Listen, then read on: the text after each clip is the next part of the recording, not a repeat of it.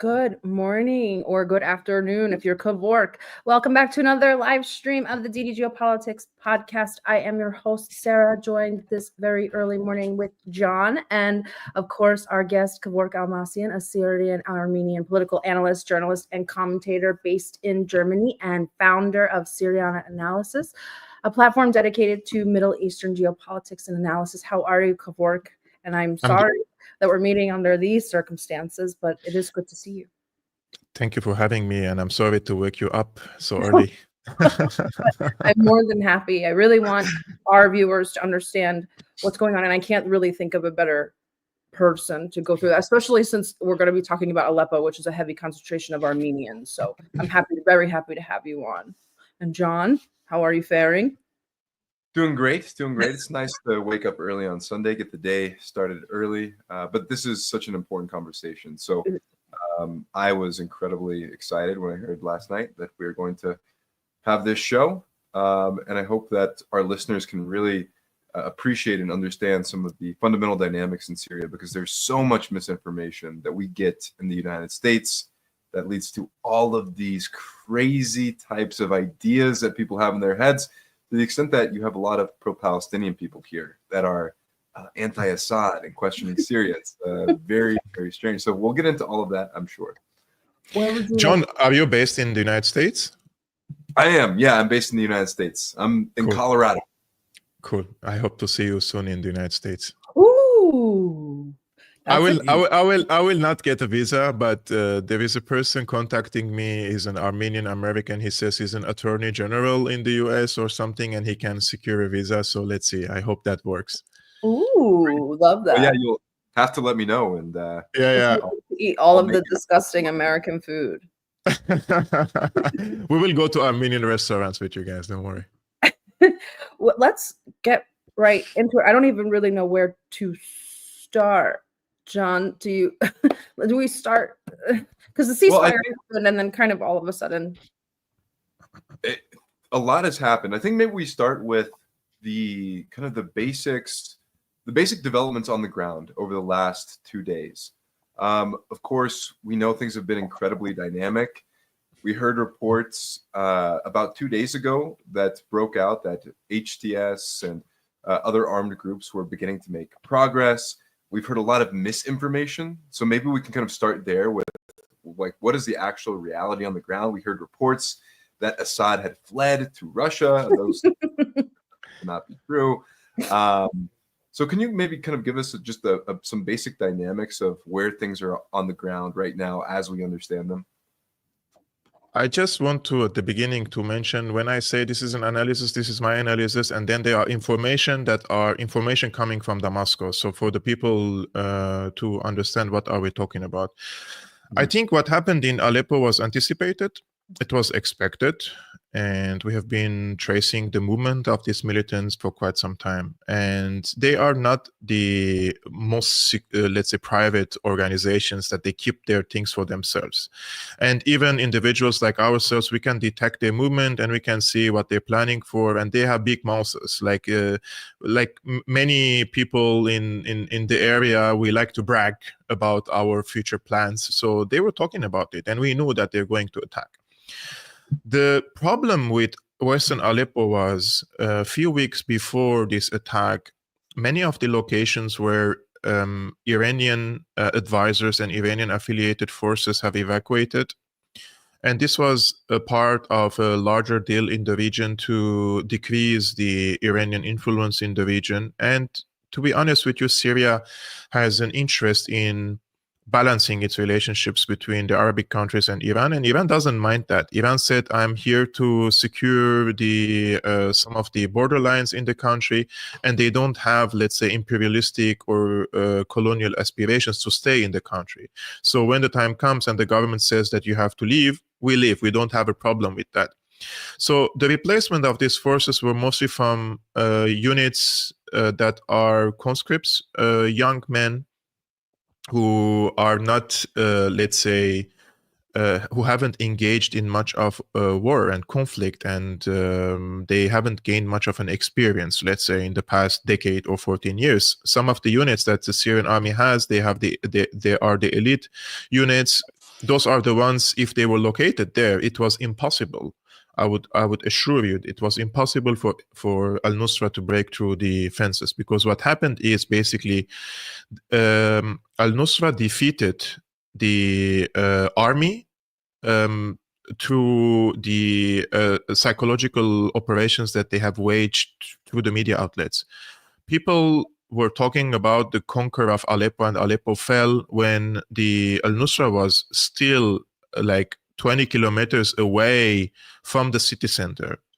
So many locations, these units started to evacuate out of fear. And remember, you're fighting against a very brutal, ideologically driven fighters who are willing basically to slaughter people for the sake of going to the city. So it's not only fight between two guns. It's also, if you're captured, you are going to be beheaded in the most gruesome way. So people are afraid, and those are young soldiers.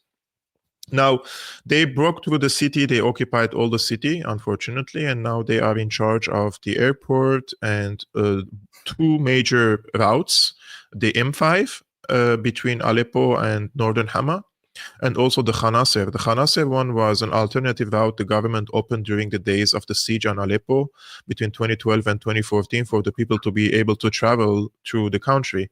This is also blocked now, and today these militants, they sniped an Armenian doctor and they killed him on this route. Now, why this attack?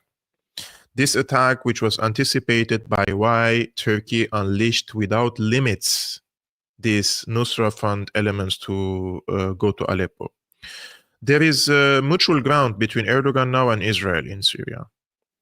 Erdogan wants Aleppo, and he wants to create an enclave in northern Aleppo that is loyal to him and send the 3.5 million Syrian refugees in a geographical place where they can have a continuity between Aleppo and Idlib, and also northern Syria, Azaz, Afrin, etc. And they have the borders with Turkey. At the same time, Israel has an interest in destabilizing the north and overstretch the Syrian army, because the Americans have asked Syria to participate in the imposition of what they call ceasefire agreement in Lebanon. Americans see the ceasefire agreement as an opportunity to disarm Hezbollah, weaken it to the extent that they would finish on Hezbollah in terms of its political influence and military presence in the country.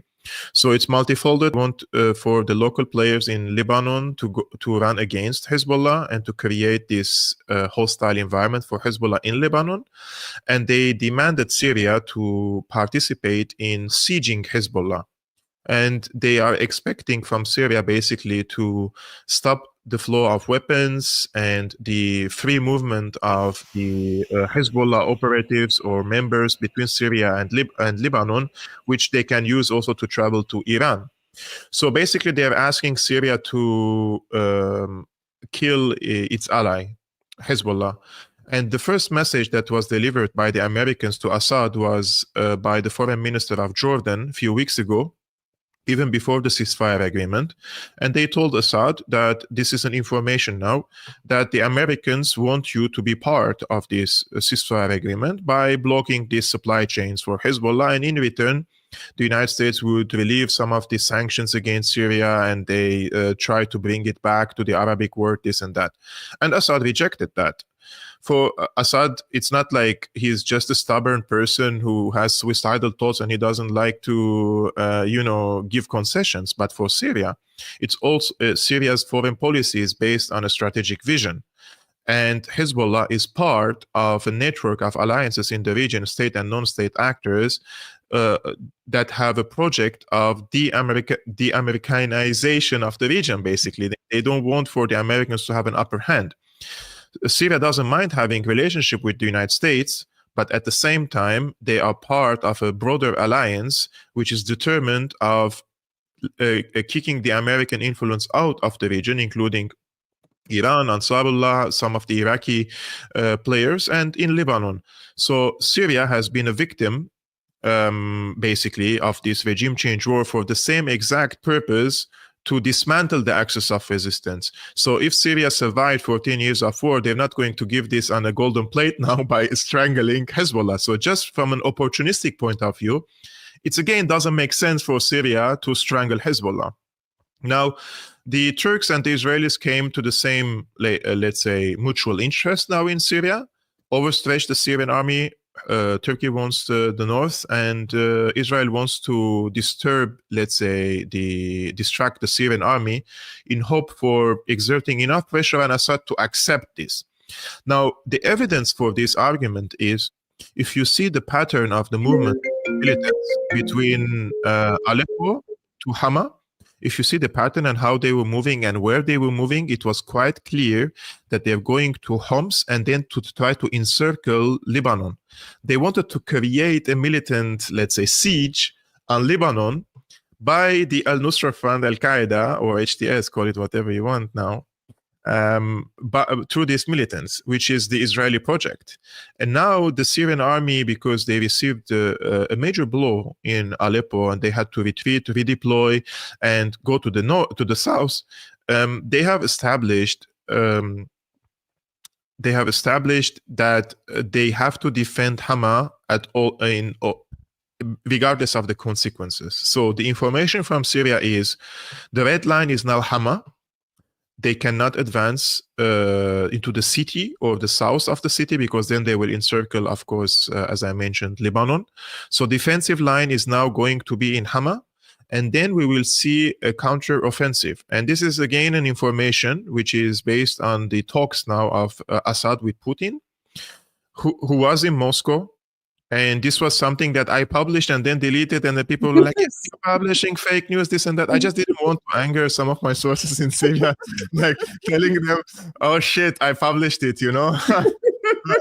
He's still in Moscow, he didn't come back yet, you know. It's like this was the only reason I deleted because I didn't want for anyone to say, like, we told you in information, wait so he comes back, you know.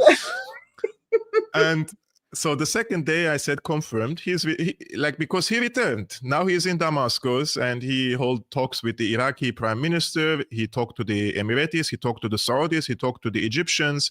And there is an unprecedented Arabic support to Syria, which is crazy if you see how all these countries conspired against Syria in 2011, 2012. But because these countries, there are new realities in the region now, and they see this terrorist attack on the Syrian army as a Turkish expansion in the region. So this genius move of Erdogan brought countries who were at odds, like Iran, Saudi Arabia, Russia, and the rest of the players in the region together against this. And there is going to be consistent financial support now from the Arabic countries. They don't give military support, but good enough financial support to Syria.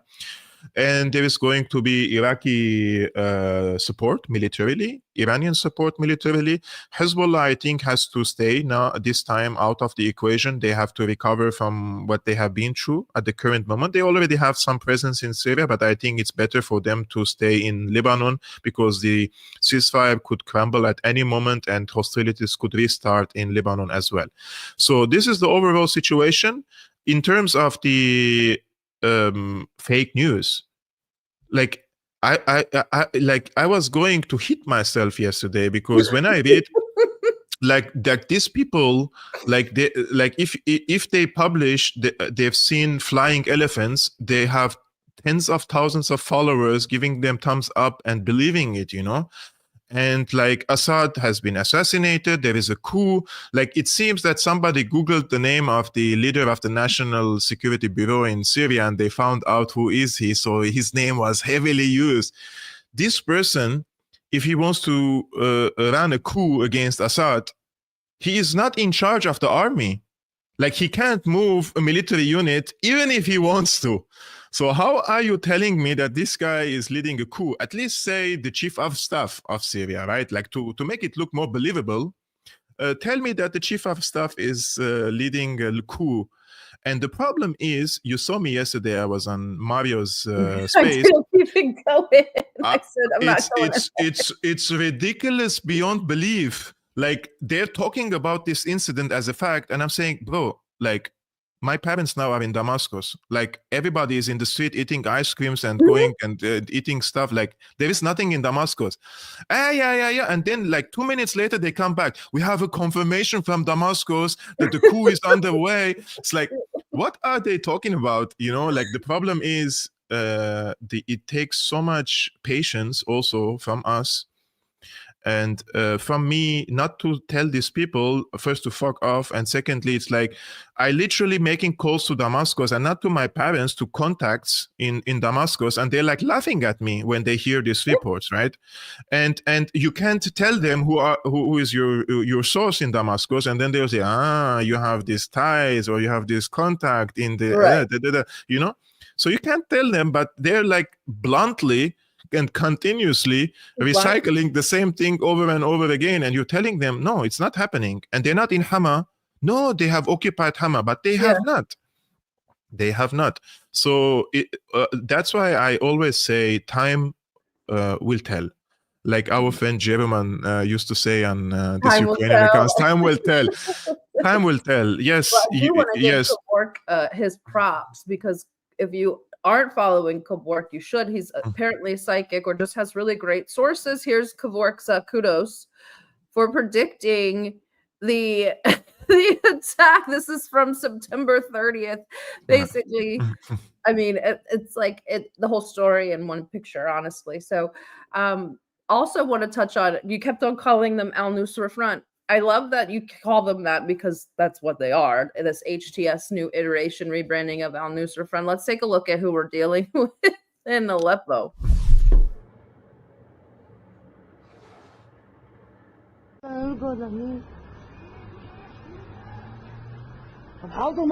داخل حلب الجديدة. الله أكبر، الله أكبر، الأبطال المجاهدين الآن. الله أكبر.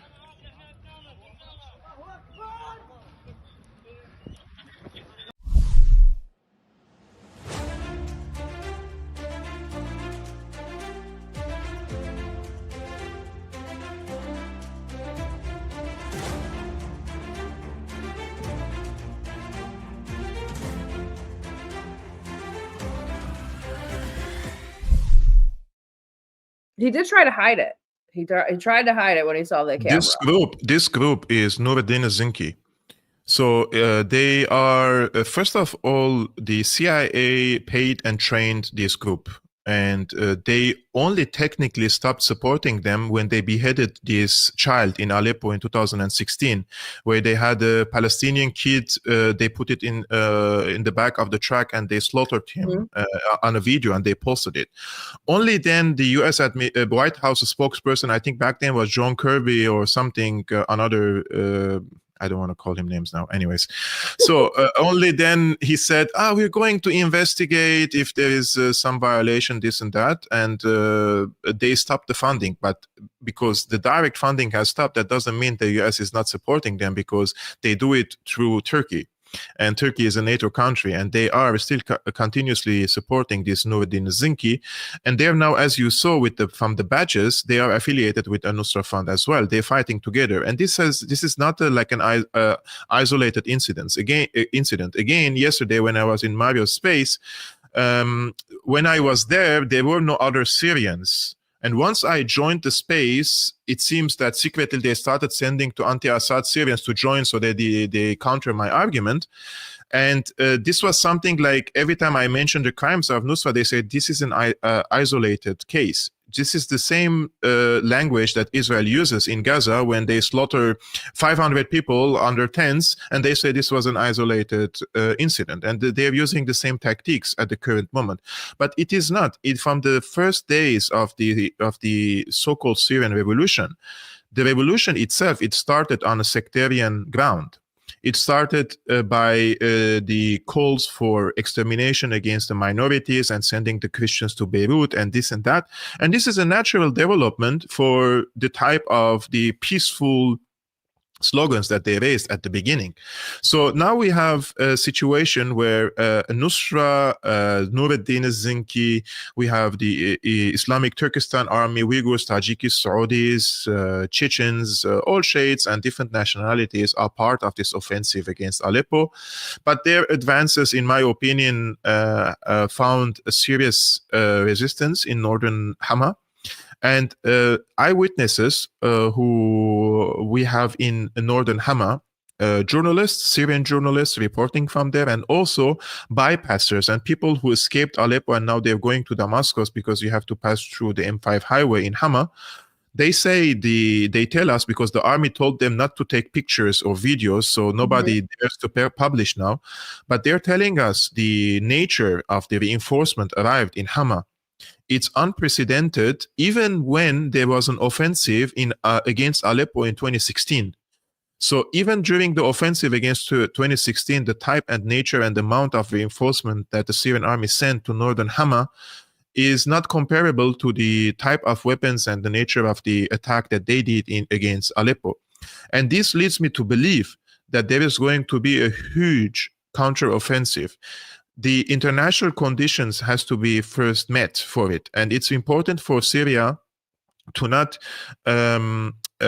let's say, disturb, or, you know, there are certain agreements with the Arabic countries now, Saudi Arabia, the UAE, and Syria has found itself in a position that it doesn't have any, let's say, foreign currencies. So they need the UAE to recycle some money, or other countries to send them some medical aid or logistical aid in terms of the fuel, energy, etc. And Saudi Arabia is also trying to lead talks now with Trump to lift the sanctions against Syria. So they have their considerations. I understand that. However, in this case, Syria also wants to get the okay of the Arabic countries. So Egypt gave full support to Syria.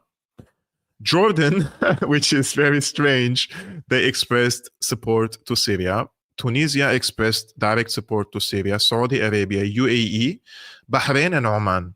So, and Iraq. So these Arabic countries declared that they support the Syrian army now offensive against these terrorists, which is good news, because Syria needed this regional legitimacy, let's say, to wage this offensive against the Turkish-backed terrorists, something that was missing in 2012 when they started the counteroffensives against the so-called Free Syrian Army.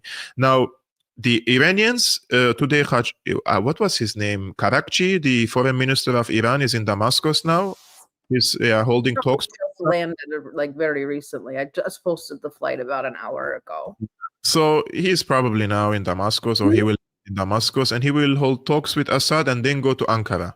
So let's hope that Erdogan still has some sanity in his head, and he would accept to retreat these forces again from Aleppo and focus only on Idlib. If not, I think this is going to be the case. He will not accept it because he feels now very strong in Syria and invincible.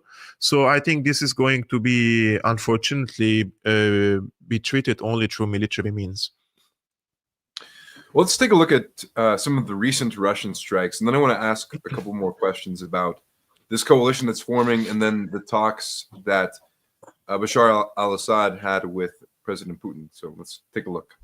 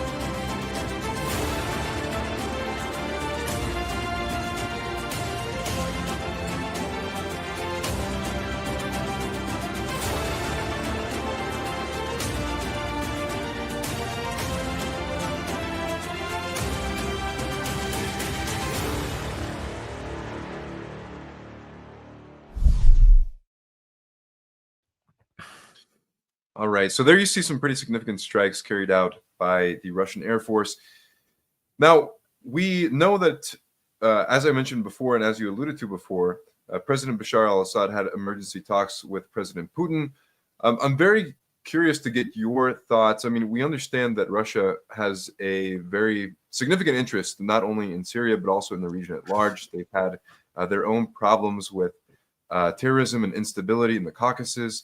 And we understand that, on one hand, there's the assets that they have on the ground in Syria, but there's also this interest to ensure that we don't have this pipeline from Syria through Turkey to the Caucasus of, a potential second front that could open up for Russia. But I was wondering if you could talk a little bit more about what you believe were some of the outcomes of those emergency talks, and what your assessment is of the Russian armor basically coming to bear so far in Syria, or the Air Force, that is.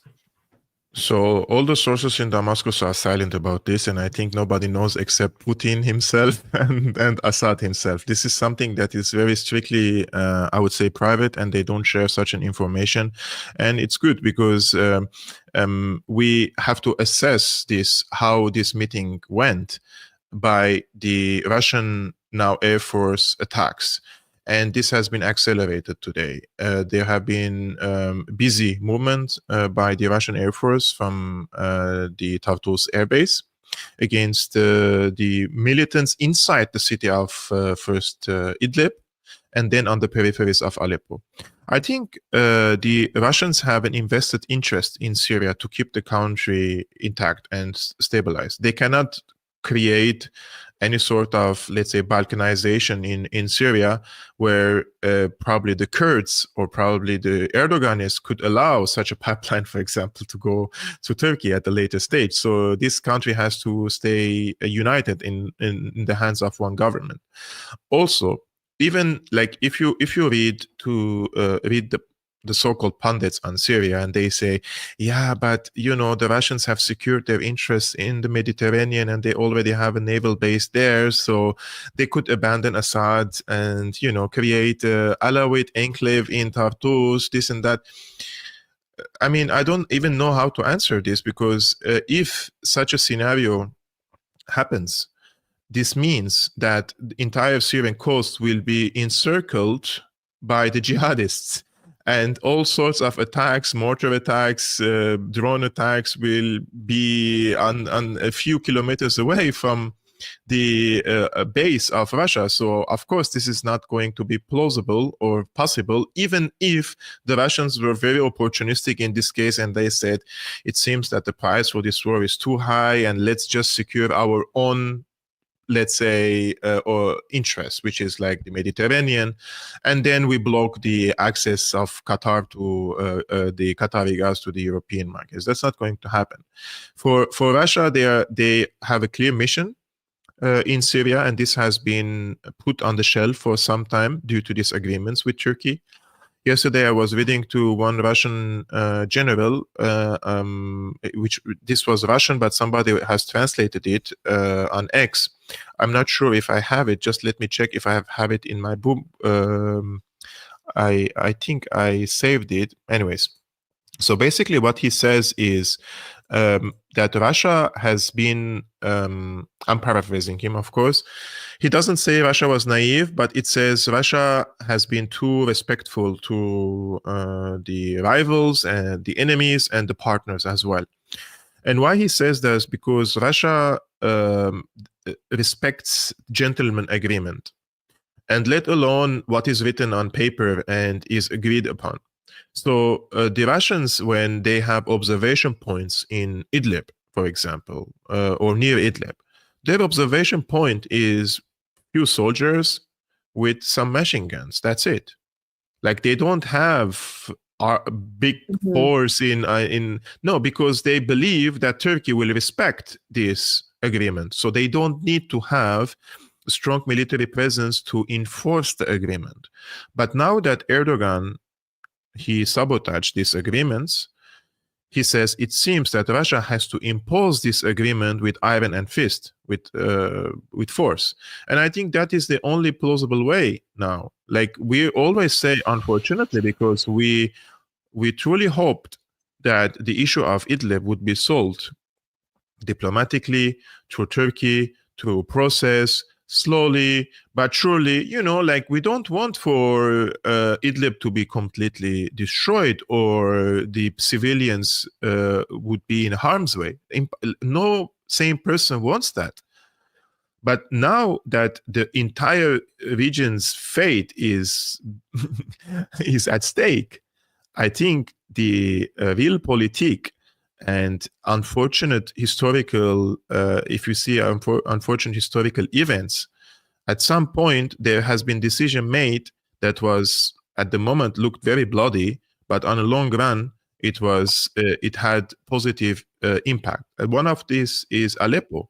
Like in Aleppo, every day between 2012 and 2016, civilians used to get killed by sniper attacks and mortar attacks. And everybody said, if you want to liberate Aleppo, you might kill civilians. And then, is it worth it? This and that. And many people argued and said, yes, there will be some civilians in harm's way. The unfortunate thing, we cannot really deny that. But after that, there is not going to be more killing.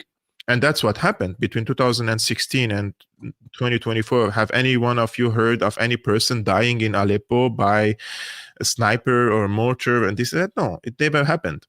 I think this is going to be the example that is going to be copied in Idlib, but it's going to be way more bloodier, because this place is like every place that they lost in Syria, they bust them to Idlib.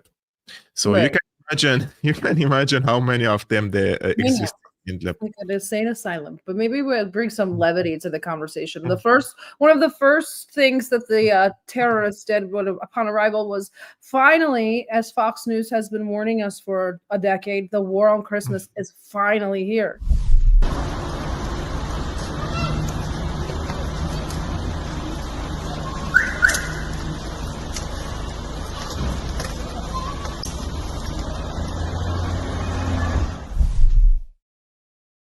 He like gave up and then tried to like tuck in what I wanted to do. It's so weird, the obsession with a tree, like, and I know this place. They're so obsessed with the optics and this like stupid things, like taking down a tree. What a heroic thing to do. Like they're going to the shops of ordinary people and forcing them to remove the Christmas decorations. And this has been confirmed by multiple people that I know in Aleppo. And there are multiple people, they don't even dare to go out of their apartments because their faces was on social media and they were speaking or supporting or participating in any activities. Even some people who were humanitarian activists and they were participating in the reconstruction of the city, they are scared and they don't leave their apartment at the current moment because their faces was on Syria TV. And these people are very vengeful, and if somebody tells them that this guy was working, let's say a technician for Syria TV, you could get killed, because they believe that you were collaborating with the government and they say you were waging a propaganda against us, this and that. Now, I want to mention something today. I was reading, I don't want to mention names, but I was reading someone says that I just spoke to my relatives in Aleppo. And this is coming from an Armenian person in Greece. He says, till now, HTS has brought no harm to Christians. Many HTS militants stationed in Christian neighborhoods are from Aleppo. 2, the curfew continues. 3, HTS provides Aleppo with more electricity than Assad. Now, when you read this is, of course, he's talking to his friend, but he doesn't understand the context because, first of all, al-Nusra terrorists, they didn't kill many Christian people in Aleppo or harm them directly, let's say physically, because they are still in fighting. They are still busy with the fight against the Syrian army first. Secondly, the vast majority of the people are at their homes. They're not even living, especially the Christians they're scared and they stay at home. What's going to happen for the Christians is if Aleppo stays in the hands of al-Nusra, which these so-called pundits do not understand, it will become another Islamic caliphate, like in Idlib, like in Raqqa. And people have to live in fear all their lives to express their identity or go to prayer, and it will become like any Tora Bora situation, right, in Aleppo. So even if they're not killing them now directly, they will be completely eliminated from the society, and they have to live in always fear and agony. Second thing that these people do not understand, that the Nusra provided more electricity to the city at the current moment, not because they love the people, because the industrial cities in Aleppo is shut down. Like the people have closed their industries and their factories, and they escaped. And because the government has prioritized the production and industries so that the economy turns around again, that's why the people, ordinary people, had less electricity in the city, but more electricity on the suburbs of Aleppo where there were the factories. So all these so-called pundits do not understand what they're talking about, and they are giving this they're whitewashing a terrorist group which has a track record of persecution and killing of the Christians and the minorities. And we have countless of stories which came from Idlib, how they ethnically cleansed the Christians in different towns like Yaqubiyya, like in Kesab. I will tell your audience a story. I received an exclusive story, this was in 2019, from a source in Idlib telling me that these Nusra militants, they raped an Armenian woman, and then they stoned her to death. Like, they raped her and then they accused her of adultery and then stoned her to death. I couldn't believe the story because it looked so even beyond my comprehension. Why would they rape her and then they stone her to death? They could have just killed her with a gun, right? But no, they killed her in the most sadistic way. Now, I have name, I have a picture of the woman and everything, so we confirmed the story. So I broke the story, and this was in 2019. And in 2022, I was in Armenia, Yerevan, and I was in a restaurant. All of a sudden, a man in his mid-50s comes and he hugs me and starts crying. And I don't know who is this person. And it turned out that he's the brother of this woman who was raped and killed by these Nusra militants in Idlib, and he now lives in Armenia, in Yerevan. And he told me, Kev, you were the only person who kept the memory of my sister who was murdered in this most heinous way. So we have countless other stories like this. Therefore, you can say and be honest. You support al-Nusra. It's okay. You support al-Nusra. You support their way of life. You support how they operate Idlib. You support the caliphate. Be honest, but don't whitewash. These people, rebranding them to other names, it doesn't change the core. Like, I receive comments, people objecting from these think tanks and telling me, but it's no longer al-Nusra because somewhere in Tora Bora, where they have a headquarters, they have cut ties with them. It's like, do they really think we're fool? Because at the end, the Al-Qaeda, when we say Al-Qaeda, we're not talking about an organization. We're talking about an ideology. We're talking about a practice, political practice, religious practice, sectarian practice of these people. And there is no difference between al-Nusra and HTS. They didn't develop somehow into a different species and became like moderate now and they're respecting human rights. No, that's not the case. So those who are supporting al-Nusra or whitewashing them, I think they are giving a very big disservice to the people in Aleppo. Funnily enough, it's the same way they whitewashed Azov, as our mod Jenny just mentioned, just like they did with Azov. But the reason why I brought up that funny video of the Christmas tree is because I really wanted to talk about a population that maybe doesn't get talked about very much, that I know is near and dear to you, and we've been trying to focus on it, at least on Twitter Spaces. But I want to talk about the Armenians of Aleppo. But 1 second.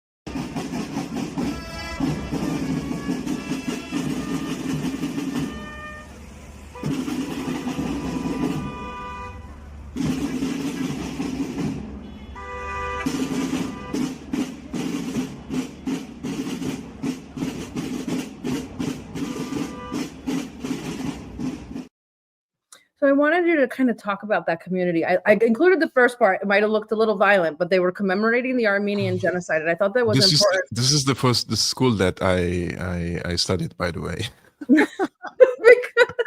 This is my school. Is it? Oh my God! Yeah, I wanted. It looked a little bit iffy, but I wanted to show that. I need to hide. I need to hide my tears now somewhere. That's so nice. I didn't realize. Oh my gosh! But they were commemorating the Armenian genocide, so I wanted to include that. That's something that Armenians don't often get to commemorate, and they're such a large diaspora community, one of the largest in the world. And so that, and they're in Aleppo. And I also wanted to include the fact that I think that was the school that was supporting Assad. Why do the Syrian Armenians of Aleppo support Assad so vehemently? I know you've spoken to your family and friends there. How are they doing? You said they were scared. I know it's a tight-knit and very vibrant community. What's left of it in Aleppo, et cetera, et cetera. The Armenians in Aleppo, they are the descendants of the survivors of the Armenian genocide. The vast majority of them, they arrived in Aleppo like my grandparents in Aleppo after the genocide, because Armenians had presence in Syria even before the genocide. Many people do not know this, but their presence even goes before the presence of the Arabs in the Levant. And there was the empire of Dikran the Great, even before Christianity, and they arrived to Syria. Now, there were many Armenians in Syria, Aleppo. There was Zor, Qamishli, Hasake, Damascus, Beirut, and unfortunately speaking, also many of them either migrated before the conflicts or they have been forced to leave. And what happened is Syria in 2011 had around 120,000 Armenians. Most of them were in Aleppo. Now the number decreased 90% before this attack on Aleppo. So if before the attack, this recent attack on Aleppo, there were how many? 12, 13, 14, 15,000 Armenians left. Imagine how many has left now after this second attack. The estimates of Al-Mayadeen is 1 million civilians escaped Aleppo in the past few days after the attack. So of 3.5 million civilians, 1 million people left the city. And this also tells you something. If the Aleppis were receiving the people with the liberators, why would they escape the country? And I know the city, and I know countless number of friends in Aleppo. You cannot believe me how many friends we have. They were desperately posting on Facebook, only friends. If you have one place for me in your car, take me with you out of Aleppo. And there are many of them didn't find someone to take them out. And now the roads are blocked, so they cannot leave. I'm speaking to my friends and beloved ones in Aleppo on a daily basis. I'm just kindly asking them to stay low profile and live their life normal. You know, like it's not like somebody is going to stop you in the street and say, oh, are you Christian or are you not? Because just life has to go on, you know. Don't show something that could provoke them, irritate them. But today, when I spoke to my friends and beloved ones in Aleppo, there is something strange happening in the city, and that is complete absence of the Nusra militants in the city. It's like they don't exist. We don't know if they are on the front lines. We don't know if they have some tactics. There is something strange happening in the city that there is no presence of the Nusra militants. So people are going to grocery or buy something, but unfortunately there is no bread and there is no fresh vegetables, meat and stuff because there is no supply. So what is going to happen now? Turkey has to send this stuff to Aleppo, and then they will introduce Turkish lira or dollar for them to start using, just like they do in Idlib and just like they do in Afrin, Azaz, and the rest, Jarablus, the places they occupy. So for the Armenians, I think this is, I'm being very blatant, honest with you, you know, like Armenians had a very long historical presence there, and they have been genocided by the Ottomans, and they lost 1.5 million of 2 million during the persecution. Entire Eastern Anatolia today is ethnically cleansed from the Armenians, and some of them fled to Syria. And now it's just 100 years later, the new Ottoman of Erdogan is coming after them again. And this time they are slowly but surely ethnically cleansing them with the collaboration of certain Western governments, not in terms of the support to al-Nusra, but rather, this is something that many people do not know.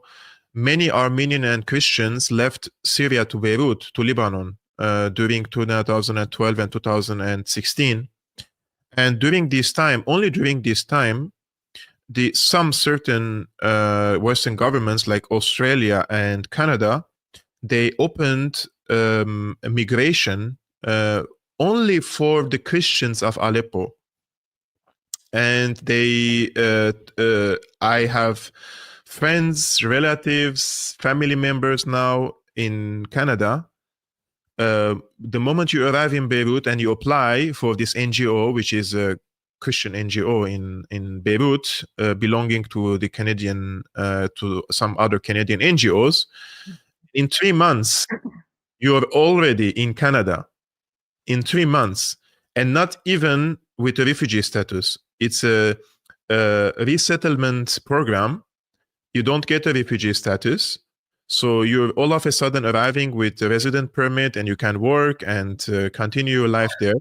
So it was a great opportunity for many people to leave. So I have many, many friends and relatives now in Canada. Sure. They left in between 2014 and 2016 to Canada, and they established new lives. And you think that these people will return after having babies, going to schools, universities. They have established businesses there. So this is how they emptied basically the Christians of Syria through humanitarian work. Something that is very, very, instead of stopping the war, they took the Christians of Syria into Canada and into other places. And yeah, this is very horrible situation. It's like ethnic cleansing, but through NGOs. Like ethnic cleansing in a nice way, or ethnic cleansing with extra steps. I don't know what it's progressive this AOC version of ethnic cleansing. It's the nice kind, I guess. Yes, indeed. Very, very, very, very sad. Actually, I don't think that. I mean, I have a family and friends, and I really don't know what to tell them now. Like they left Aleppo, they are in Latakia, Damascus. I really don't know what to tell them. Like, is it possible to go back even after liberation? Is it possible for them to restart lives? How many times somebody can restart a life? Like for someone who hasn't lived the war, this could like just sound like a phrase, but for us, our shops have been destroyed once, and looted, and we reconstructed, and we bought again, and now it's destroyed again. Like, how many times somebody can restart a life? And especially like if your parents have grown up and they can't, like they don't have the same energy to restart a business, right? So yeah, like I would be very happy to see Aleppo liberated again, and I would definitely visit it again. And this is not a secret, I was in Aleppo recently, and I think that I can't go any longer in the presence of these militants in the country. If they see my face or my beard, they would. I think they would enjoy me on a barbecue grill. Really, the beard would be a giveaway. But yeah. I mean, your words are very touching. It's we heard very similar sentiments from our brothers and sisters in Lebanon. We had Marwa Osman on, and we're talking about having to start over again, and the significance of that.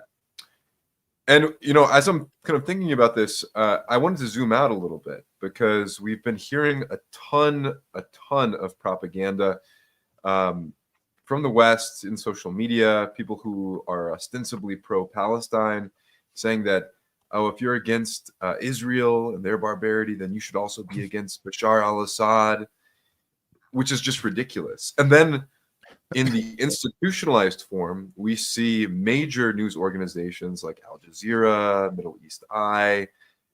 They've been covering, of course, in detail the genocide on Gaza, and outlets like Al Jazeera have even been calling it, in many cases, a genocide. But then at the same time, you'll see this consistent demonization of Bashar al-Assad. You'll see a consistent criticism of Russia and siding with Ukraine. So, there's a lot of confusion in the West, in the Western mind, about Assad, even among these liberals who hold a level of sympathy toward Palestine. for the most part, you'll have people believing these demon theories. So could you break this down a little bit for us? Where is this coming from? Why are these major outlets like Al Jazeera pushing these narratives? And could you maybe clarify a little bit Syria's role in the axis of resistance in supporting the Palestinian resistance? I remember in the past when the left wing was all about anti-imperialism and fighting against the colonialism, and especially in our region.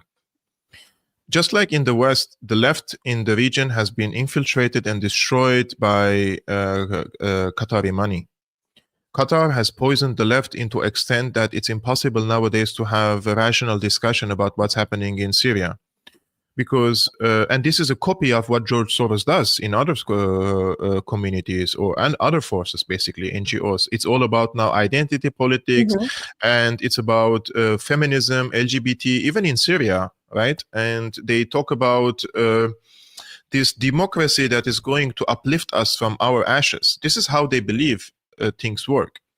But when you show them the example of China, for example, you don't really need liberal democracy to be advanced. Technologically, economically, you only need for the people to agree on certain principles and to have a strong government that is managing well the economic, let's say, advancement in the country. Unfortunately speaking, in Syria, the government is like, I used to think in the past that they're just they know better.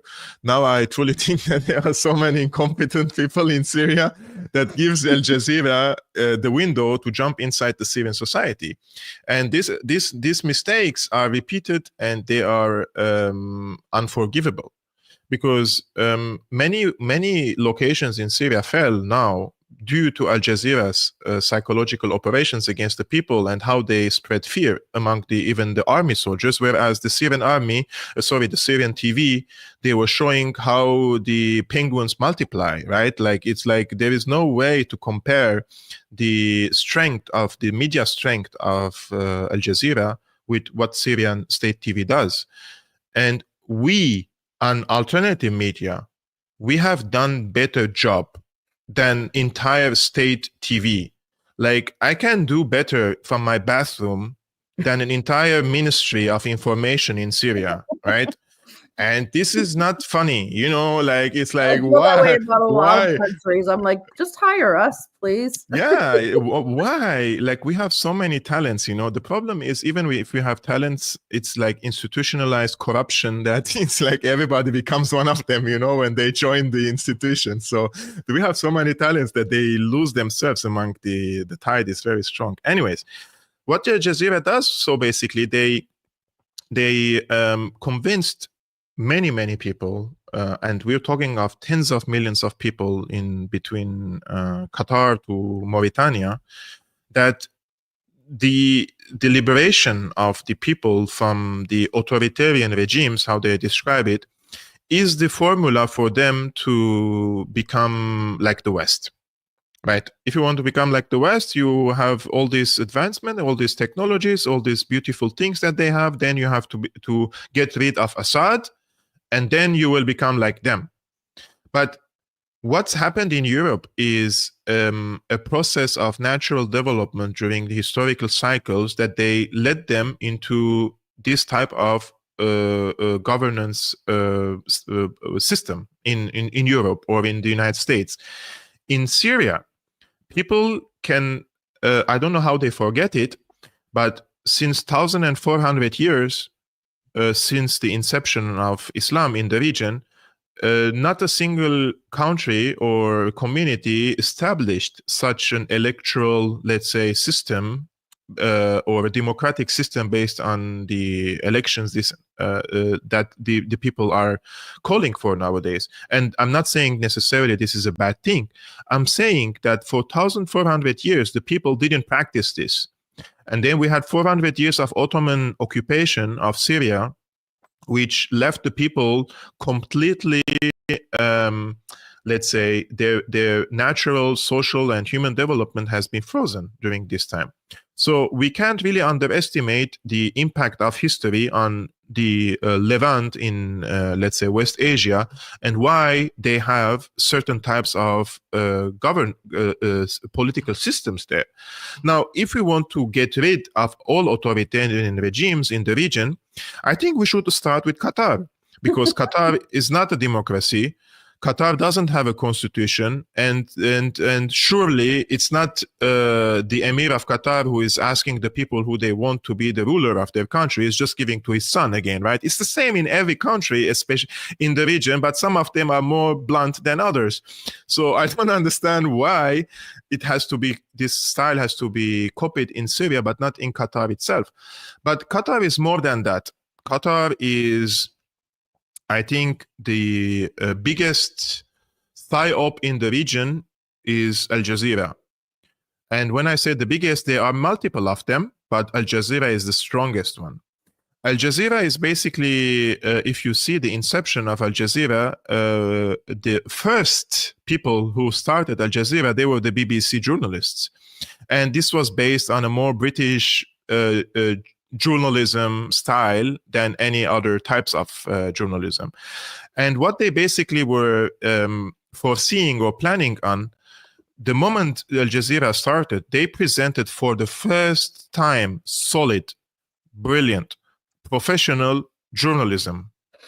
The Arab world has not seen a journalistic work like Al Jazeera. They have presented to us amazing news segments, great documentaries, and amazing war coverage. But all this was aimed at gaining the trust of the people, especially through the gate of Palestine. Palestine was the center of this, and once you cover the Palestine case in a positive way, from the perception of the Arabic people, you already have the trust of hundreds of millions of people. Now imagine if you have brilliant journalists in Gaza covering the war and they're getting killed, and Al Jazeera as an institution gaining more credibility because they're targeted and they are coming after Al Jazeera. But what Al Jazeera does basically on a more higher level in the hierarchy is that they see this as a collateral damage for them. They don't care about the journalists getting killed in Al Jazeera. They see them as a collateral damage for the sake of the strategic purpose of Qatar. And that is to hit the players that who give tangible support to the Palestinians. And in this case, we're talking about Syria, Hezbollah, Iran, and Yemenis and the Iraqis. In every place, except for Palestine, every player which gives tangible support to the Palestinians, Al Jazeera is working to destabilize their country, or trying to psyop their people, or trying to regime change and coup d'etats. It's a very dirty game what they do in the region. And now you see all the Al Jazeera journalists accompanying with the Nusra Fund. Middle East Eye journalist is making live streamings in front of the Aleppo citadel. And I promised them that one day we are going to do live